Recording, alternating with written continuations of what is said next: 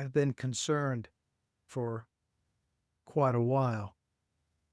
And it seems that there's this competition for God, as if there is a competition of one's righteousness towards God, to see the other as less deserving of God's attention.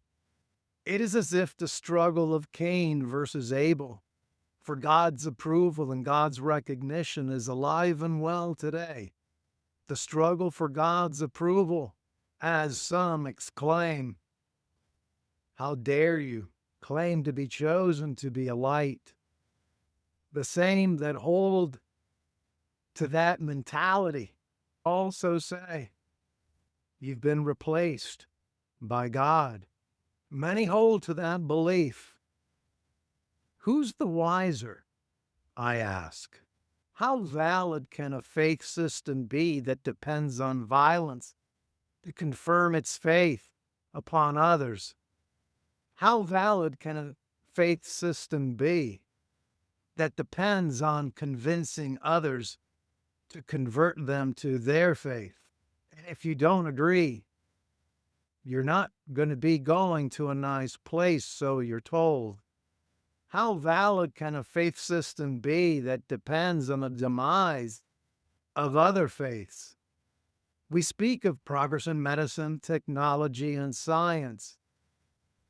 But when we talk of progress in theology, it ends up being in the form of theological supremacy, holding to the concept that one's belief is superior to the other.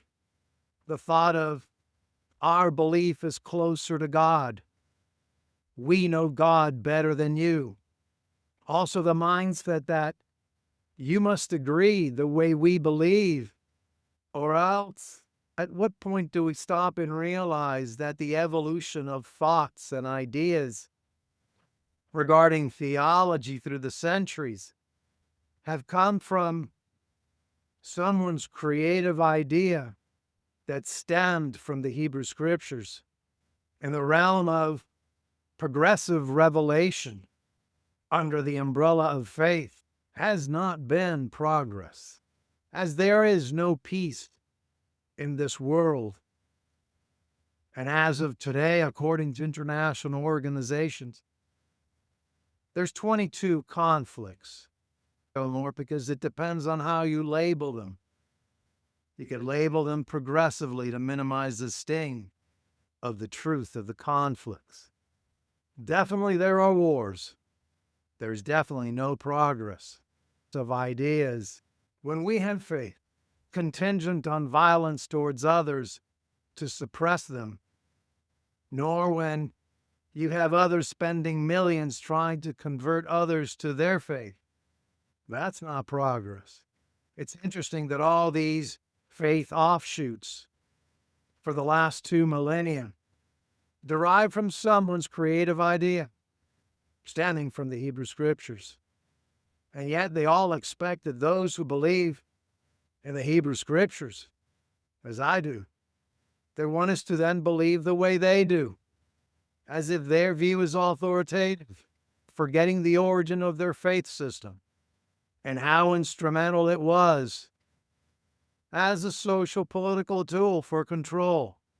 The Scriptures reveal what God said. Do not add to his words, lest he indict you and find you a liar. Proverbs chapter 30, verse 6. Or, see, you are relying on illusions that are to no avail. Jeremiah chapter 7, verse 8. Who is the wiser? The new faiths couch it as progressive revelation, or its relative covenant theology or replacement theology. The new idea is just good as the next one. History shows conflicts authorized by the beliefs of theological supremacy, claiming that the scriptures of the others are corrupt, or the others misinterpret their own scriptures. It's just a case of human grandeur. placing words in God's mouth, claiming God has changed his mind, claiming it as authoritative, and then claiming to discern what God is doing and what God is going to do. Needless to say, just another creation of man, asserting who's going to heaven and how. If your version of progress ignores the ire of God, no, God has not changed. God has not evolved as a result of human conception. Sadly, neither has humanity. May the shofar be blown on the fulfillment of the words of the prophets Amos, Zechariah, Isaiah, and Micah. Yet considering it all, who's the wiser? Food for thought. Until next time, blessings.